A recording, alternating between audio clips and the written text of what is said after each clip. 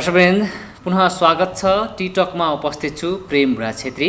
टिकटकमा आज हामी विशेष गरेर युवा वर्गका विषयमा कुराकानी गर्दैछौँ, सँगसँगै असल शासनका विषयमा कुराकानी गर्दैछौँ। युवा र शासन, असल शासनका विषयमा जोडेर कुराकानी गर्नेछौँ।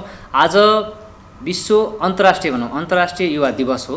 अन्तर्राष्ट्रिय युवा दिवससँग जोडिएर नेपालमा यसका सन्दर्भहरू के हुन सक्दछन्, युवाहरूले खेल्ने भूमिका के हुन सक्दछ, देश विकासमा, सामाजिक परिवर्तनमा, सँगसँगै असल शासनमा, जुन भ्रष्टाचारजन्य गतिविधिका कारणले पनि नेपाल पछाडि परिरहेको छ, यी कुराहरू निराकरण गर्न युवाहरूको भूमिका के हुन सक्दछ, यी लगायतका फेरिमा रहेर कुराकानी गर्नेछु। आज मसँग टिकटकमा कुराकानी गर्नका लागि हुनुहुन्छ बागेश्वरी असल शासन क्लब नेपाल, जो बास भनेर हामी चिन्छौँ। बासका अध्यक्ष हुनुहुन्छ, केन्द्रीय अध्यक्ष हुनुहुन्छ रमेश सिटौला। सबभन्दा पहिले म कार्यक्रममा उहाँलाई स्वागत गर्न चाहन्छु। तपाईँलाई स्वागत छ सर। धन्यवाद। आराम हुनुहुन्छ? आराम छु। अहिलेको यो पछिल्लो समय व्यस्तता कस्तो छ यहाँको? ठिकै छ, चलिराखेको छ। आज विशेष गरेर अन्तर्राष्ट्रिय युवा दिवसको दिन नेपाल टेलिभिजन कोलपुरले बासलाई सम्झेर एउटा मौका दिनुभएकोमा नेपाल टेलिभिजन कोलपुरलाई सर्वप्रथम त धन्यवाद दिन चाहन्छु। र यो टेलिभिजन हेरेर बसिराख्नु भएको दर्शकहरू र सम्पूर्ण देश विदेशमा रहनुभएका नेपाली दाजुभाइ दिदीबहिनीहरूलाई अन्तर्राष्ट्रिय युवा दिवसको यो विशेष दिनमा भित्री हृदयदेखि शुभकामना दिन चाहन्छु। अघि मैले थोरै भूमिकामा बाँध्न खोजेको पनि थिएँ कि आज अन्तर्राष्ट्रिय युवा दिवस, युवाको भूमिका देश परिवर्तनमा हुनसक्छ, समाज परिवर्तनमा हुनसक्छ। भ्रष्टाचारजन्य गतिविधिबाट हामी अछुतो छैनौँ। नेपाल अहिले 117औं स्थानमा रहेको पनि यो ट्रान्सपेरेन्सी इन्टरनेसनलको तथ्याङ्कले पनि देखाएको छ। भनेको नेपालमा भ्रष्टाचारजन्य गतिविधिहरू बढिरहेको अवस्था पनि छ भन्ने कुराहरूको पछिल्लो विकासको क्रमले पनि देखाउँछ। यी लगायतका कुराहरू पहिला हामी पछाडि पनि जोड्छौँ। समग्रमा यो बास भनेर हामी भन्दै गर्दाखेरि कसरी चाहिँ यसलाई बुझ्ने, बास भनेको के, या यो संस्थाको विषयमा थोरै चर्चा गरौँ। आज यो नेपाल टेलिभिजन कोलपुरले जुन बासलाई चाहिँ आजको दिनमा विशेष मौका दिएको छ, साँच्चै राम्रो काम गरे जस्तो लाग्छ। बास भनेको एउटा अहिले 76 जिल्लामा सङ्गठित एउटा संस्था हो र यो चाहिँ युवाद्वारा सञ्चालित एउटा संस्था हो, जसले चाहिँ 20 वर्ष अगाडिदेखि युवाहरूको क्षमता वृद्धि र युवाहरूको सिप वृद्धि र युवाहरूलाई कसरी चाहिँ यो समाजमा चाहिँ एउटा नेतृत्वदायी भूमिकामा पुर्याउन सकिन्छ भनेर हामीले निरन्तर प्रयास गरिराखेका छौँ। र देशभरि अहिले हामी 76 जिल्लामा पुगेका छौँ, एउटा जिल्लामा पुग्न बाँकी छ। र अघि यहाँले भने जस्तै विभिन्न देशका व्यक्तिहरूले, विभिन्न देशले चाहिँ युवाको क्याटेगोराइज उमेर समूह चाहिँ फरक किसिमले छुट्याएको छ। नेपालमा पनि 40 वर्ष कोही भन्ने छ, 35 वर्ष भन्ने छ। र मलाई लाग्छ युवा भनेको चाहिँ जोसँग जोस छ, जोसँग जाँगर छ, जोसँग केही गर्नुपर्छ भनेर चाहिँ उसले निदाउन सक्दैन। सकारात्मक परिवर्तनको लागि हो एकदमै एक्टिभ क्रियाशील रहन्छ।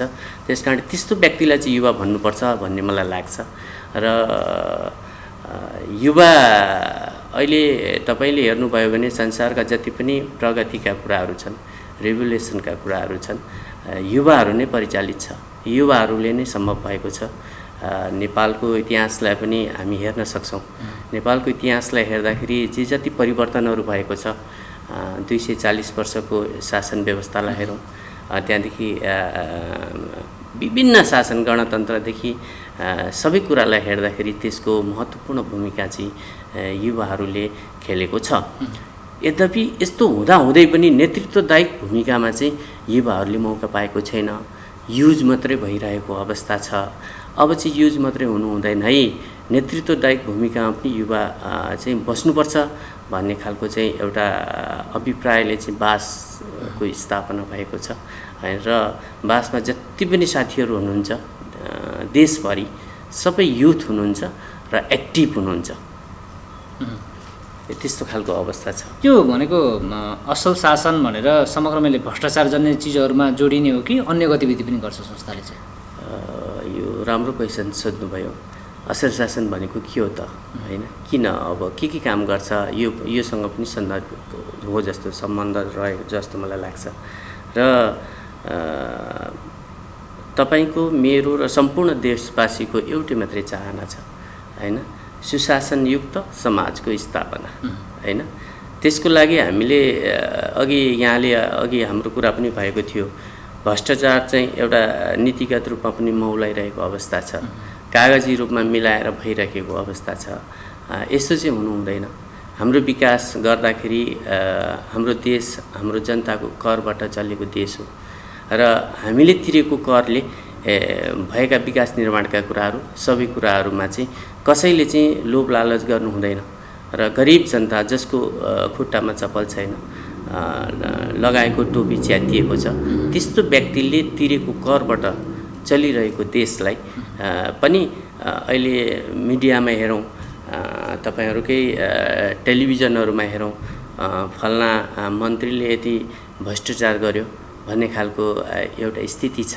त्यसकारणले चाहिँ यो किन भयो होला जस्तो मलाई लाग्छ भने युवाहरू चुप लागेर भएको हो कि जस्तो मलाई लाग्छ, बासले लिन्छ। त्यसकारणले स्थानीय तहदेखि नै खबरदारी गर्नुपर्छ हैन। मिले महत्त्व नभइकन किन यस्तो भयो भनेर हाई कल्चरको विकास गरेर खबरदारी गर्दै गयो भने चाहिँ समुन्नत समाज बन्छ जस्तो मलाई लाग्छ। र अघि यहाँले भने जस्तै बासले चाहिँ बासको महाअभियान सुशासनयुक्त समाजको स्थापना गर्ने हो र यसलाई भ्रष्टाचारलाई न्यूनीकरण गर्दै जाँदा एक दिन चाहिँ नेपालबाट, हाम्रो समाजबाट, हाम्रो गाउँबाट चाहिँ भ्रष्टाचारको चाहिँ जरै उखेलेर फाल्ने हाम्रो अभिप्राय हो, महाअभियान हो। यसको लागि भ्रष्टाचारलाई निर्मूल गर्नको लागि, युवाहरूलाई एकीकृत गर्नको लागि युवाहरूको क्षमता विकास गर्न जरुरी छ। त्यसकारणले बासले चाहिँ विभिन्न तालिमको माध्यमबाट बासमा हामी युवाहरूलाई एकीकृत गर्छौँ र हाम्रो उद्देश्य के हो त, हाम्रो लक्ष्य के हो त भनेर उहाँहरूलाई हामी भन्छौँ। त्यसकारणले चाहिँ युवाहरू चाहिँ अल्मलिराखेको अवस्थामा चाहिँ बासले चाहिँ बोलाएर विभिन्न हिजो मात्रै एउटा 60 जनाभन्दा बढी व्यक्तिहरूले नेपालगञ्जमा उद्घोषण तालिम लिनुभयो। 7 दिनको हिजो समापन थियो। उद्घोषण, भाषण कला र कसरी अगाडि गएर बोल्ने, आफ्ना कुराहरू कसरी राख्ने त सिलसिलाबद्ध रूपले युवाहरू हामी बोल्न त बोल्छौँ, तर राम्रो तरिकाले कसरी बोल्ने त, सम्बन्धित ठाउँमा कसरी बोल्ने त भनेर चाहिँ एउटा विभिन्न तालिमहरू हामी नेपालगञ्ज बेस र देशका विभिन्न जिल्लाहरूमा चाहिँ हामीले हाम्रा शाखा उपशाखाहरू छ, इकाइहरू छ, त्यसबाट चाहिँ युवाहरूलाई चाहिँ तालिमको माध्यमबाट हामीमा आबद्ध गर्छौँ र भ्रष्टाचार विरुद्धको आवाज उठाउनको लागि किन यस्तो भयो भनेर उहाँहरूलाई बोल्नको लागि तालिम सँगसँगै हामीले आफ्नो लक्ष्य र उद्देश्य पनि उहाँहरूलाई सिकाउने गरिराखेका छौँ। यो तपाईँले भने जस्तै गरेर देशभरिका युवाहरू तपाईँहरूको सञ्जालमा आबद्ध हुनुहुन्छ। युवाहरूले भनेका कुराहरू, यो भ्रष्टाचार या भनौँ सुशासनका निमित्त उठाएका कुराहरू सुनवाई हुने अवस्था के छ नेपालमा? यो सुनवाई हुने अवस्था कस्तो छ भन्दा पनि हामीले आवाज उठिराखेका छौँ। अहिले पहिलाको भन्दा अहिले धेरै मान्छेहरू चाहिँ जागरुक भइरहेको छ। जस्तो उदाहरणको लागि स्थानीय निकायमा नेपाल सरकारले चाहिँ विकासका कुराहरू र स्थानीय सरकारले गरेका कुराहरू ती 3 महिनामा चाहिँ सार्वजनिक सुनाइबाट सार्वजनिकरण गर्नुपर्छ है भनेर नीतिमा उल्लेख छ। तर धेरै ठाउँ चाहिँ नीतिमा उल्लेख भए तापनि त्यो हजुरले भने जस्तै बिलहरू बनाएर के गरेर चाहिँ त्यो कार्यक्रम भइराखेको थिएन। अहिले बासको माध्यमबाट हामीले धेरै बाँकेको र अरू जिल्लाको उमा चाहिँ सार्वजनिक सुनाइ गर्नुपर्छ भनेर भनिराखेका छौँ र त्यसमा सार्वजनिक सुनाइमा त्यसरी सामाजिक लेखा परीक्षणमा चाहिँ युवाहरूको सहभागिता छ र अहिले जो सत्तामा बसेको छ, जो पोस्टमा बसेका त्यो व्यक्तिहरूले चाहिँ युवाहरू आउँछ, युवाले प्रश्न गर्छ है, त्यसकारणले केही गर्नुपर्छ भनेर एउटा सकारात्मक सन्देशहरू गइराखेको अवस्था चाहिँ छ। यहाँले अघि भन्दै हुनुहुन्थ्यो नि राजनीतिक परिवर्तनमा युवाहरूको भूमिका छ, पक्कै पनि त्यो इतिहास जगजाहेर पनि छ। देश परिवर्तनका खातिरमा, समाज परिवर्तनका खातिरमा युवाहरूले समय समयमा आफ्नो बलिदानी योगदानहरू दिइरहेको अवस्था पनि छ। तर अहिले पछिल्लो समयको राजनीतिक घटनाक्रमहरू या भनौँ विकसित घटनाक्रमहरू हेर्दै गर्दाखेरि नेपालमा अवसर छैन भनेर विभिन्न युवाहरूमा चाहिँ त्यो एउटा नकारात्मकता, नैराश्यता आएको देखिन्छ क्या। जस्तो परिवर्तनमा युवाहरू प्रयोग हुन्छन्, यहाँले पनि भनिसक्नु भएको छ, युवाहरू परिवर्तनमा प्रयोग हुन्छन्, तर यथार्थमा त्यसको लाभ लिने ठाउँमा पुग्दाखेरि तिनै युवाहरूलाई चाहिँ सरकारले या सम्बन्धित निकायले, राजनीतिक नेतृत्वले समेट्न सकेनन्, उनीहरूको चाहिँ भावनालाई कदर हुन सकेन भन्ने किसिमको गुनासोहरू आउँछ नि, के भन्नुहुन्छ? हो, यसमा जस्तो आजको दिन विशेष दिन हो होइन। एउटा युवाले घरको विकास गर्नको लागि, समाजको विकास गर्नको लागि, समग्र देशको विकास गर्नको लागि महत्त्वपूर्ण भूमिका खेल्छ। यो कुरा हामीले इतिहास पनि साँची छ। तर आज न्युजहरू हेरौँ, आजको स्थिति हेरौँ, देशले चाहिँ आजको दिनलाई विशेष तरिकाले सेलिब्रेसन गरेको छैन। मानिलिउँ नेपालगञ्ज नगरपालिकामा बस्छु, उपमहानगरपालिकामा, त्यहाँ युवा तथा खेलकुद शाखा छ। मलाई लाग्दैन कि आज युवा तथा खेलकुद शाखाले समन्वय गरेर केही गरे जस्तो मलाई लाग्दैन होइन। सरकारबाट चाहिँ यो महत्त्वपूर्ण वर्ग छ होइन। सबै कुराको अपाङ्ग दिवस छ, महिला दिवस छ, विभिन्न एड्स दिवस छ, विभिन्न दिवसहरूलाई एकदम भव्य रूपमा सेलिब्रेसन गरिन्छ। तर जो व्यक्ति चाहिँ सबैभन्दा महत्त्वपूर्ण छ युवा, तर युवाको यो विशेष दिनलाई चाहिँ एउटा सामान्य रूपमा, नर्मल रूपमा चाहिँ यसलाई सेलिब्रेसन गरेको अवस्था छ। र नेपालगञ्जको स्थितिमा हेर्दाखेरि 10-12 वर्ष अगाडिदेखि हामी चाहिँ विभिन्न सङ्घ संस्थाहरू मिलेर जोइन्टली युवा दिवसलाई सेलिब्रेसन गर्दैछौँ। अहिले भर्खरै 8 बजे हामी बोलिराखेको छौँ, कार्यक्रम गर्दा धेरै व्यक्तिहरू चाहिँ भेरी अस्पताल अगाडिको ब्लड ब्याङ्कमा चाहिँ धेरै व्यक्तिहरूको जीवन बचाउनको लागि ब्लड डोनेसन गरिराख्नु भएको अवस्था छ होइन। हामी स्वतस्फूर्त रूपले युवाहरूलाई चाहिँ एकदम महत्त्व दिनुपर्छ भनेर हामी लागेका छौँ।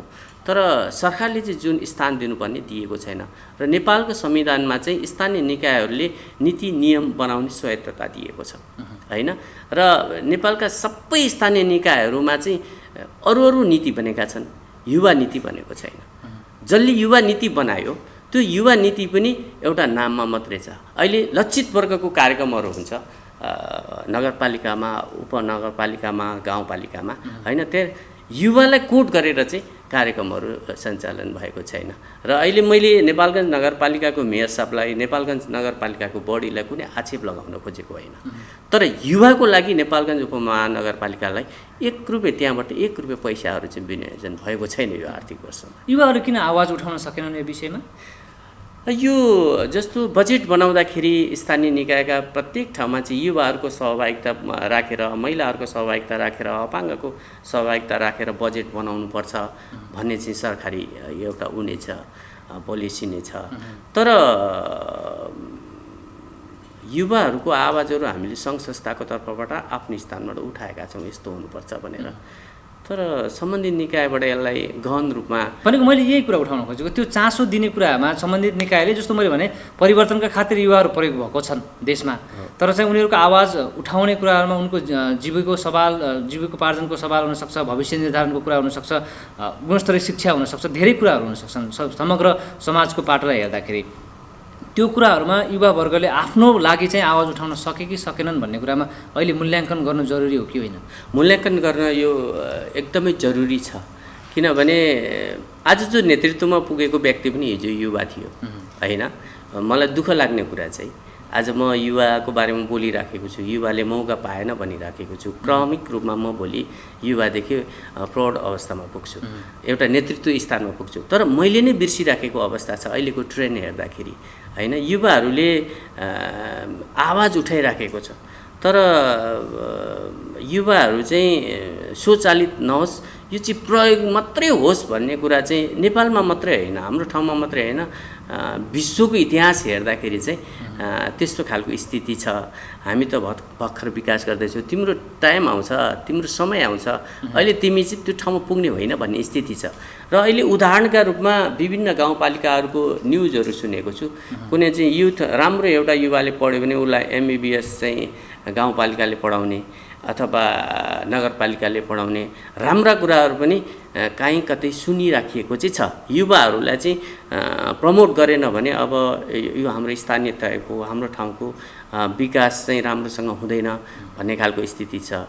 र एकदम भित्री हृदयदेखि बासको अध्यक्ष र मेरो व्यक्तिगत कारणले मैले तपाईँलाई भन्नुपर्दा आजको स्थानीय निकाय छ नि, सायद विकास अहिले जुन हुनुपर्ने विकास चाहिँ भएको छैन, त्यो क्रमिक रूपले हुनुपर्ने विकासहरू चाहिँ भएको छ। र अघि हजुरले भन्नुभयो धेरै युवाहरू चाहिँ अवसर नपाएर विदेश एउटा काम गर्न जानुपर्ने बाध्यता छ होइन। र अहिले स्थानीय निकायहरूको मुख्य पोस्टहरूमा चाहिँ आधा आधाको स्थिति हुनुपर्थ्यो। युवा जोसँग जोस छ, जाँगर छ, कार्यान्वयन गर्न सक्छ, दिनरात दिन सक्छ, त्यो पनि हुनुपर्थ्यो। अनि त्यसलाई गाइड गर्ने एउटा सिनियर व्यक्तिहरू छ जोसँग अनुभव छ। हामीसँग उत्साह, जोस, जाँगर छ होइन, तर अनुभव अलि हामी लिँदैछौँ। त्यस अनुभव लिइरहेको व्यक्तिहरू त छ। त्यस कारण आधा आधाको स्थिति हुनुपर्नेमा अहिले देशको अवस्था एउटा पार्लियामेन्ट हेऱ्यो भने अथवा स्थानीय निकायहरूमा हेऱ्यो भने युवाहरू चाहिँ औँलामा गर्नुपर्ने व्यक्तिहरू मात्रै नेतृत्व दायी। तपाईँले यो भन्दै गर्दाखेरि समाजमा यस्ता पनि व्यक्तिहरू हुनुहुन्छ, यस्ता युवाहरू हुनुहुन्छ जसले चाहिँ केही परिवर्तन गर्नुपर्छ भनेर विभिन्न किसिमका, जस्तो विज्ञानकै क्षेत्रमा हेरौँ न, विभिन्न किसिमका आविष्कारहरू या खोजहरू गर्न खोजिरहेको जस्तो उहाँहरूले चाहिँ नयाँ केही जस्तो हुन्छ नि हेलिकप्टर बनाउने कुरा, यो नेपालको लागि त नयाँ कुरा हुनसक्छ। यस्ता यस्ता कुराहरू या रोबोट बनाउने कुराहरूमा जस त्यो कति सक्सेस हुन्छ भन्ने कुरा पछाडिको कुरा भयो। तर चाहिँ जति रूपमा गर्नुपर्ने त्यो प्रयासहरू हुँदै गरेका युवाहरू पनि छन्, प्रयास गर्दै गरेका युवाहरू पनि छन्, केही परिवर्तन गरौँ। तर त्यस्ता खालका युवाहरूलाई प्रमोट गर्ने कुराहरूमा राज्य अगाडि बढ्न सकेन, या राज्यले जुन किसिमले ग्राह्यता लिनुपर्थ्यो, जुन किसिमले अपनत्व विकास गर्नुपर्थ्यो, जुन किसिमले सहयोग गर्नुपर्थ्यो त्यो हुन सकेन भन्ने कुराहरू पनि देखिन्छ। यसले गर्दाखेरि युवावर्गलाई अब बिस्तारै अलिकति अघि भने जस्तै नैराश्य या भनौँ न निराशापन विकास हुने अवस्था हुँदाखेरि यसले समाजलाई कस्तो किसिमको क्षति पुर्याउन सक्छ जस्तो लाग्छ यहाँलाई? यो महत्त्वपूर्ण कुरा। अहिले भर्खरै हाम्रो उज्जवल थापाजी कुन पार्टीको हुनुहुन्छ त्योसँग मलाई सम्बन्ध छैन, बा स्वतन्त्र छ होइन। उज्जवल थापाजी एउटा युवा, नेपालमा केही गरौँ भनेर एउटा विदेशमा पढेर पनि नेपाल आउनु र उहाँले अभियान थाल्नुभयो कुनै एक पार्टीको नामबाट होइन। र युवाले गरेको काममा अब सरकारले सपोर्ट नगरे पनि युवाहरूले सपोर्ट गर्छ है भन्ने प्रमाण चाहिँ आज उहाँ हामी माझ हुनुहुन्न। उहाँलाई म श्रद्धाञ्जली दिन्छु संस्थाको मेरो तर्फबाट। तर उहाँ बिरामी भएर अस्पतालमा छटपटाइरहँदा एउटा स्ट्याटस हाल्दाखेरि 64-65 लाख रुपियाँ चाहिँ एउटा कलेक्सन भयो। र त्यसको पृष्ठभूमि हेर्दाखेरि चाहिँ त्यहाँ पैसा पठाउने ठुल्ठुलो उद्योगपतिहरू हुनुहुन्न। त्यो सामान्य गाउँको युवाहरूले मोबाइलबाट 10 रुपियाँ 20 रुपियाँ अथवा 100 रुपियाँ एउटा पठाएर चाहिँ त्यत्रो रकमहरू चाहिँ कलेक्सन भयो। त्यसकारण अघि भने जस्तै रोबोट बनायो एउटा युवाले, सरकारले उसलाई के संरक्षण गर्यो त? रोबोट बनायो, त्यसले काम गर्यो गरेन कोसिस गर्यो। अब त्यसलाई विज्ञताको लागि उसलाई विदेश ट्रेनिङ लिन पठाउने कि उसलाई के कसरी चाहिँ सहयोग गरेर उसलाई चाहिँ पूर्णता दिने काममा भन्ने कुरा चाहिँ सरकारले अहिलेसम्म छैन। र देखिराखेका छौँ। अघि नेपालगञ्जकै स्थितिमा हेर्दा हेलिकप्टर बनाउन कोसिस गर्नुभयो नि होइन निर्मलजीले होइन। त्यस कारणले सरकारले व्यवस्था गरे पनि अब यो 21औं शताब्दीमा अहिले आजको डेटमा आएर मलाई उज्जवल थापाको यो अहिले भर्खरको अवस्था हेर्दाखेरि अब चाहिँ सरकारले सहयोग नगरे पनि कोही युवाहरू केही गर्न चाहन्छ भने उसलाई चाहिँ सम्पूर्ण युवाहरूले सहयोग गर्छ भन्ने कुरा चाहिँ एउटा मलाई चाहिँ त्यसको नेतृत्व गर्नका लागि चाहिँ युवावर्ग नै अगाडि आउनुपर्छ भन्ने कुरा हो तपाईँले भनेको मैले बुझ्दाखेरि। तर चाहिँ त्यसको नेतृत्व ग्रहण गर्ने या ल त्यो गरौँ न त भनेर युवावर्ग नै अगाडि आउने अवस्था चाहिँ सहज छैन जस्तो लाग्दैन तपाईँलाई? किनभने राजनीतिक हिसाबले हेर्दाखेरि पनि कुनै न कुनै युवा कुनै न कुनै दलसँग विभाजित छ, बाँडिएको छ, उसँग आबद्ध पनि भएको हिसाबले युवावर्गमै पनि नकारात्मक कुरालाई या गलत कुरालाई गलत हो भन्ने परिपाटी विकास किन हुन सकेन नेपालमा? हो, यो हामी स्वतन्त्र हुन सकेनौँ होइन। अघि यहाँले भने जस्तै काङ्ग्रेसको भातृ सङ्गठन अथवा काङ्ग्रेससँग नजिक अथवा एमालेसँग नजिक अथवा माओवादी विभिन्न राजनीतिक दलले चाहिँ युवाहरूलाई चाहिँ भनेर एउटा झोला बोकाएर हिँडिरहेको अवस्था छ। त्यसैले गल्ती नै भए पनि ऊ बोल्न सकिराखेको छ। यही कुरामा जस्तो आज हामी विश्व युवा दिवस मनाइरहँदाखेरि यो कुरामा बहस छलफल हुनु जरुरी छ जस्तो लाग्दैन तपाईँलाई अहिलेको अवस्था? यो एकदम सही। त्यस कारणले अहिले बासमा जति पनि युवाहरू छौँ होइन, छौँ हामीले बास भनेको एउटा कुनै पनि दलसँग सम्बन्धित छैन। हामी कुनै पनि जाति कुनै पनि दलसँग सम्बन्धित नभएको व्यक्तिहरूलाई यदि क्षमता छ भने उहाँहरूलाई स्थान दिन्छौँ होइन। र अहिले भर्खरै अब 1-2 दिनमा हाम्रो नोटिस पनि आउँछ। बासले चाहिँ प्रत्येकचोटि 101 जना भोलिन्टियरहरू माग्छ।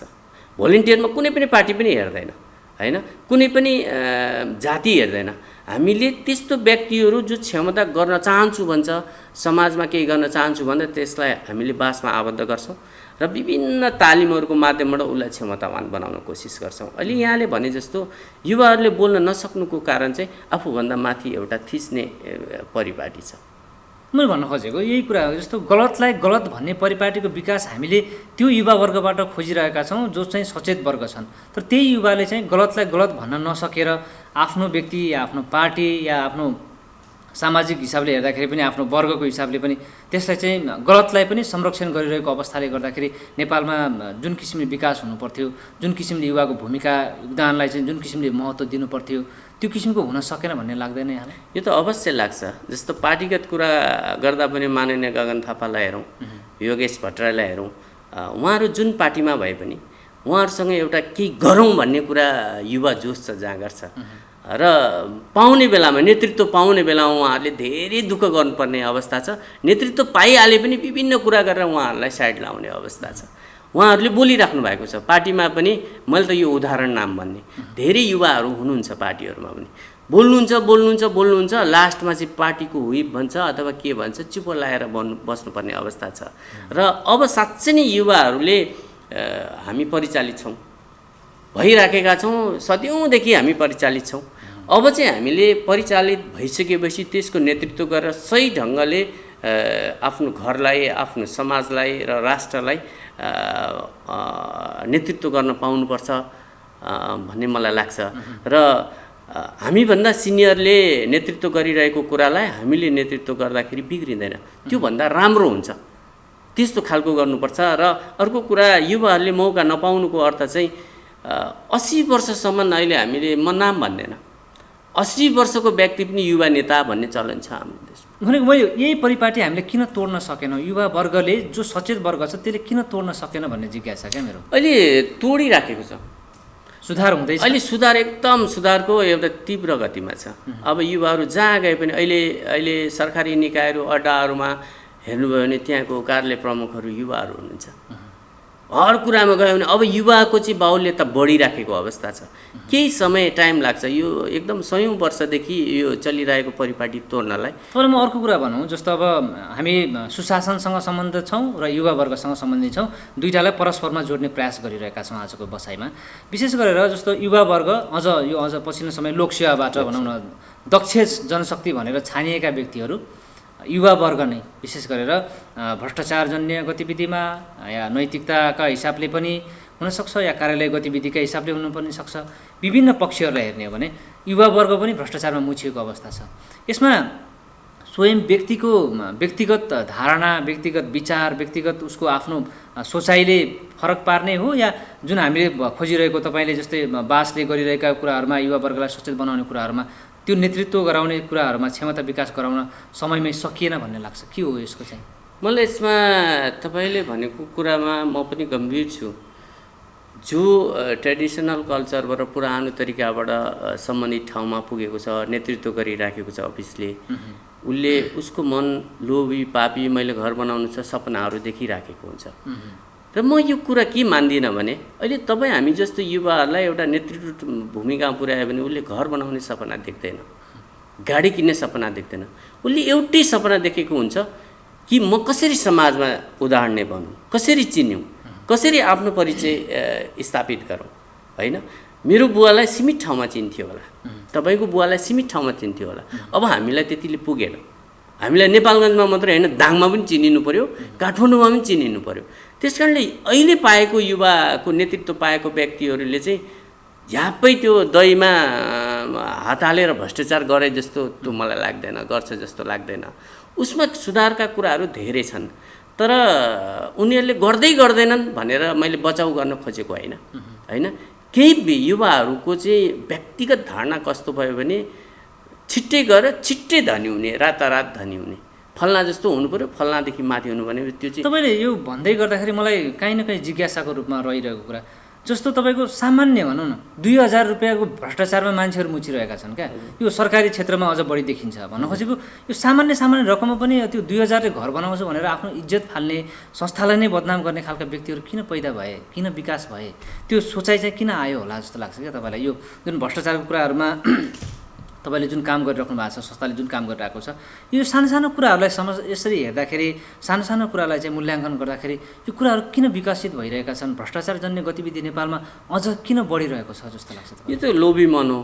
मान्छेले लोभी एउटा एकदम आसक्ति र लोभीपन भयो। र 2000 भन्नुभयो, 1000 को भ्रष्टाचारको अभियान एउटा अभियोग लागेर काठमाडौँमा सुन्नुभयो होला।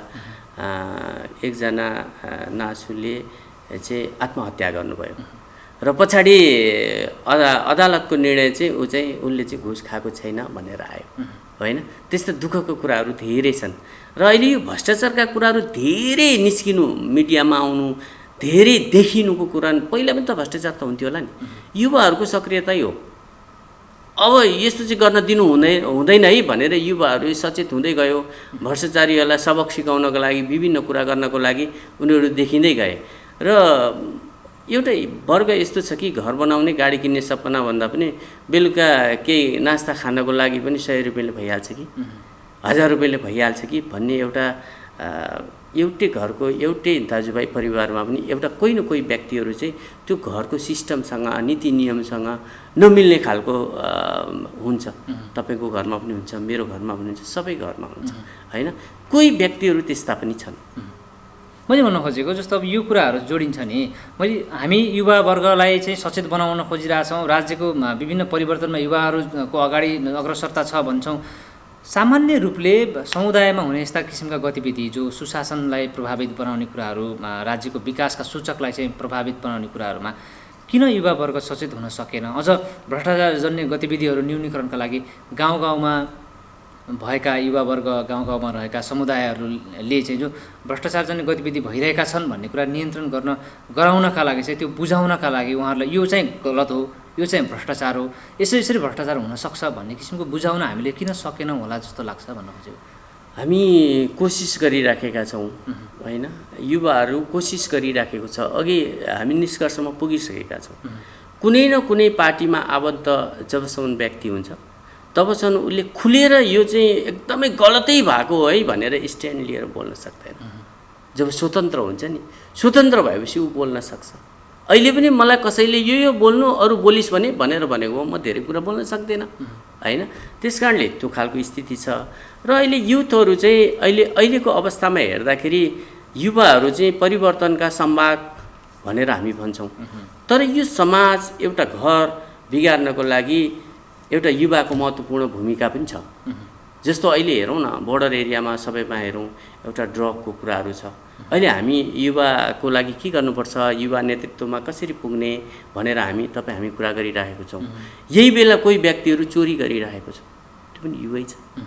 यही व्यक्ति कोही ड्रग लिइराखेको छ, त्यो पनि युवै छ, होइन? यो कुराहरूबाट कसरी उम्किने भनेर चाहिँ हामीले बासले चाहिँ के गरेको छ भने धेरैभन्दा धेरै युवाहरूलाई विभिन्न कार्यक्रमहरू आयोजना गर्छ। बासको संस्थापक र अहिलेको कार्यकारी निर्देशक नमस्कार शाहजी हुनुहुन्छ, मेरो मित्र। म पनि 20 वर्ष अगाडि संस्थापना कालदेखि नै छु। र उहाँको एउटा कन्सेप्ट के भयो भने नमस्कारजीले चाहिँ इन्स्पायरिङ युथ भन्ने एउटा कार्यक्रम आयोजना गरौँ। प्रत्येक हप्ता शुक्रबार हाम्रो त्यो कार्यक्रम हुन्छ।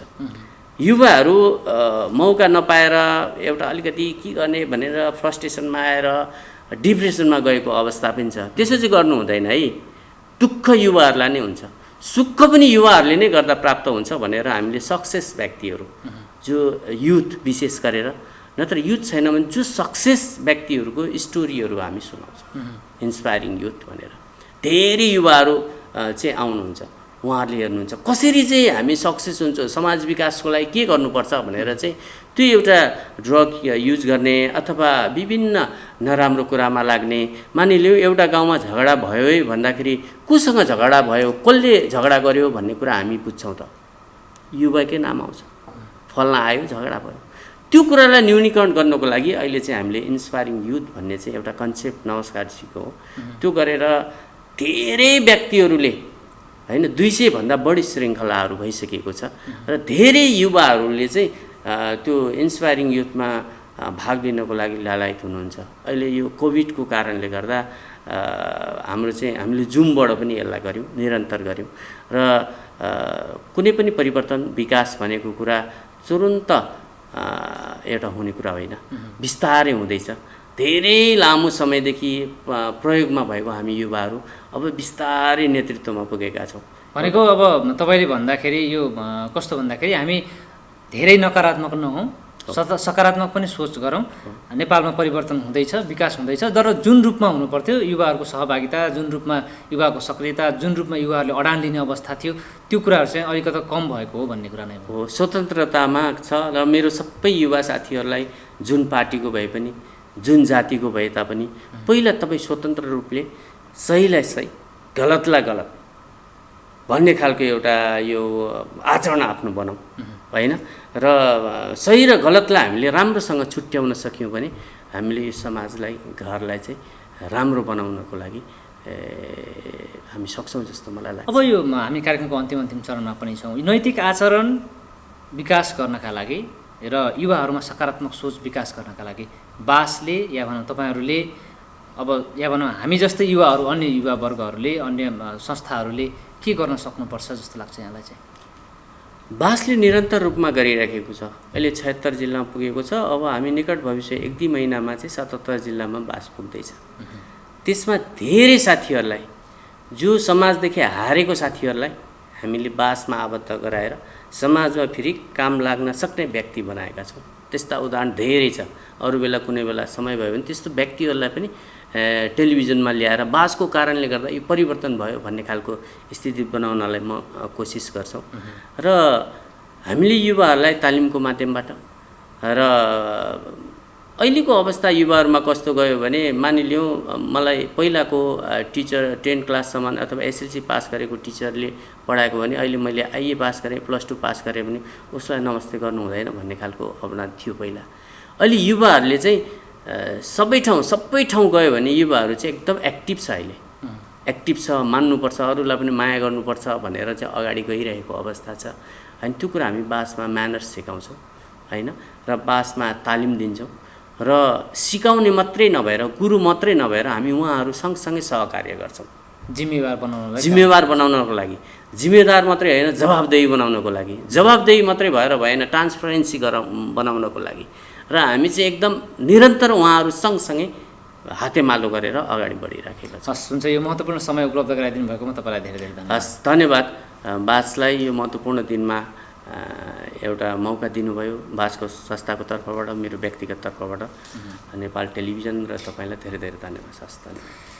दर्शकवृन्द, टिकटकमा आज हामीले कुराकानी गऱ्यौँ विशेष गरी विश्व युवा दिवसको सन्दर्भ र भ्रष्टाचारजन्य सुशासनका कुराहरू जोडेर युवा र सुशासन देश परिवर्तनमा के गर्न सक्छन्, भूमिका के हुन सक्दछ, कसरी जान सकिन्छ, यसमा भइरहेका कामहरूका विषयमा कुराकानी गऱ्यौँ। बागेश्वरी असल शासन क्लब बास नेपालका केन्द्रीय अध्यक्ष हुनुहुन्थ्यो रमेश चिटौला। उहाँसँग कुराकानी कस्तो लाग्यो प्रतिक्रिया जनाउन सक्नुहुनेछ।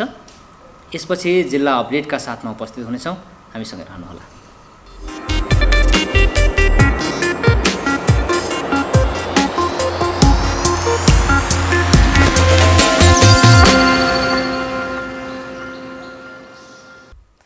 दर्शकवृन्द, पुनः स्वागत छ। मर्निङ मिक्स हेर्दै हुनुहुन्छ। कार्यक्रम मर्निङ मिक्सको बिहान 6 बजेदेखि अहिले लगभग हामी 9 बजेसम्म तपाईँहरूका माझमा रहन्छौँ। यति बेला पालो भएको छ जिल्ला अपडेटको। जिल्ला अपडेटका लागि आज मसँग हुनुहुन्छ हाम्रा रूपन्देही सहकर्मी केशव भण्डारी। विशेष गरेर रूपन्देही मात्रै होइन, लुम्बिनी प्रदेश नै राजनीतिक घटनाक्रमले तरङ्गित छ। हिजो मात्रै लुम्बिनी प्रदेशका मुख्यमन्त्री शङ्कर पोखरेलले पदबाट राजीनामा दिएपछि अहिले नयाँ सरकार गठनका विषयमा अहिले प्रदेश प्रमुख अमिक शेरचनले आज दिउँसो 3 बजेसम्मको समय सीमा दिनुभएको छ। दलहरूलाई आफ्नो बहुमत पक्षीय सांसदहरूको हस्ताक्षरसहित मुख्यमन्त्रीमा दाबी पेश गर्नका लागि समय सीमा तोकिएको छ। त्यसै अनुसार राजनीतिक घटनाक्रमहरू पनि विकास भइरहेका छन्।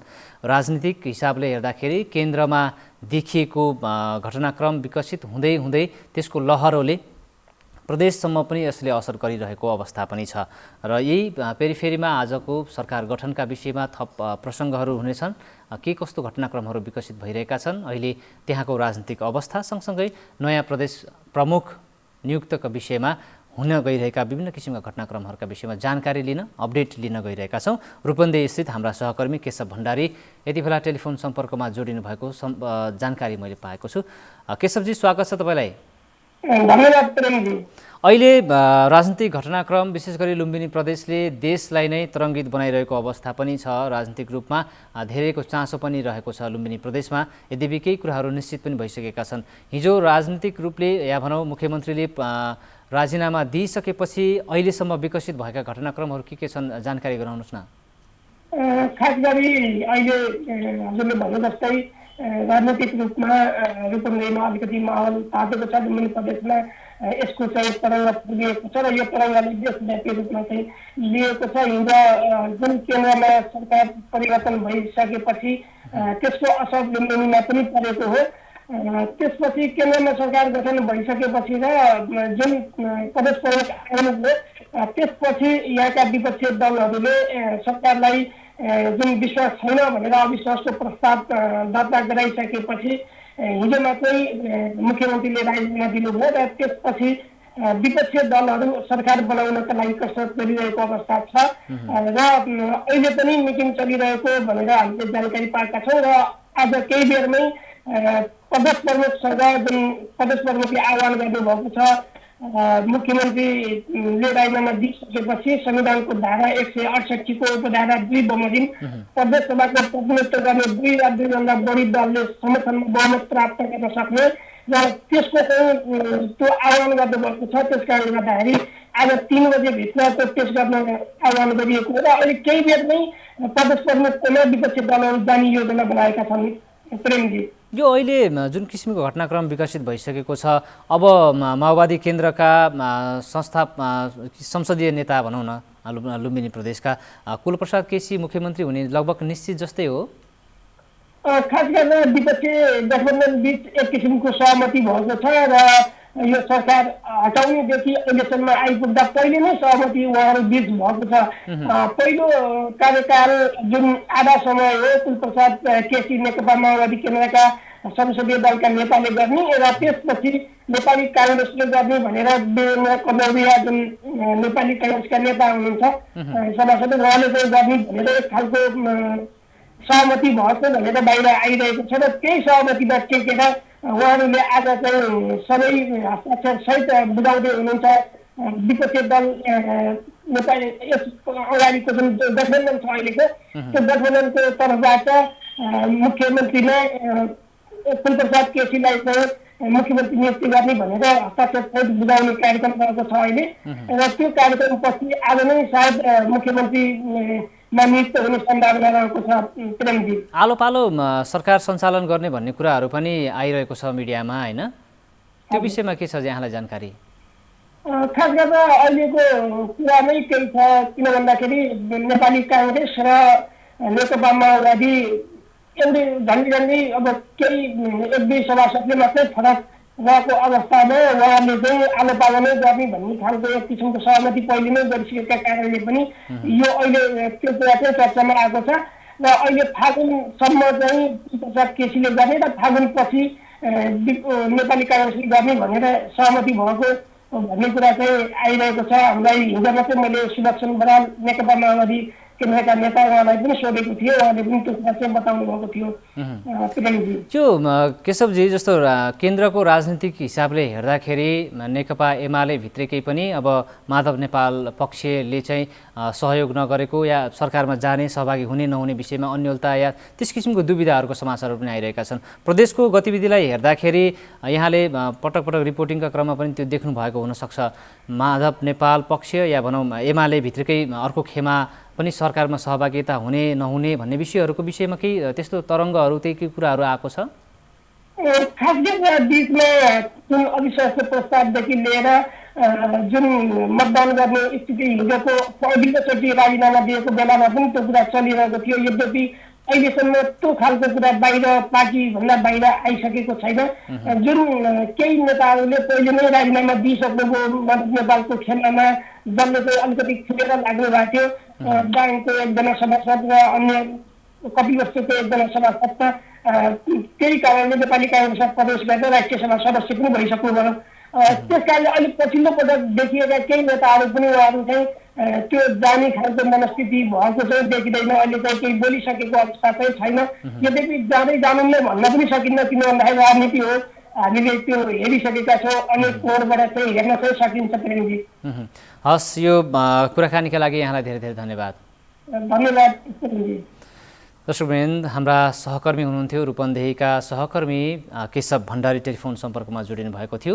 विशेष गरी लुम्बिनी प्रदेशमा सत्ता परिवर्तन हुँदै गर्दाखेरिका घटनाक्रमहरू कस्ता रहे, हिजोदेखि आज बिहानसम्मको अवस्था र सँगसँगै अब सरकार समीकरण कसरी परिवर्तन हुँदैछ, मुख्यमन्त्रीले आज दिउँसो मुख्यमन्त्रीका लागि प्रदेश प्रमुखले आज दिउँसोसम्म दिनुभएको समय सीमा दलहरूका लागि अहिले उहाँले हाम्रो सहकर्मीले दिएको जानकारी अनुसार केही बेरमा नै गठबन्धन सरकार बनाउनका लागि गठबन्धन दलहरू चाहिँ प्रदेश प्रमुखकोमा जाने भन्ने किसिमको जानकारी पनि गराइसक्नु भएको छ। सम्भवतः आज नै लुम्बिनी प्रदेशको मुख्यमन्त्री पनि नियुक्त हुने प्रक्रिया आज नै सकिने अवस्था पनि छ। गठबन्धनको जुन किसिमको अहिले समन्वय सहकार्य देखिएको छ, यी लगायतका विषयमा जानकारी दिनुभएको छ सहकर्मी केशव भण्डारीलाई धेरै धेरै धन्यवाद। बिहान 6 बजेदेखि अहिलेसम्म हामीलाई हेरेर साथ दिनुभयो, यहाँलाई पनि धेरै धेरै धन्यवाद दिन चाहन्छौँ। भोलि फेरि नयाँ विषयवस्तु नयाँ सामग्रीका साथमा कार्यक्रममा उपस्थित हुनेछौँ। त्यति दिनजेलसम्मका लागि बिदा दिनुहोस्। तपाईँको दिन शुभ रहोस्। नमस्कार।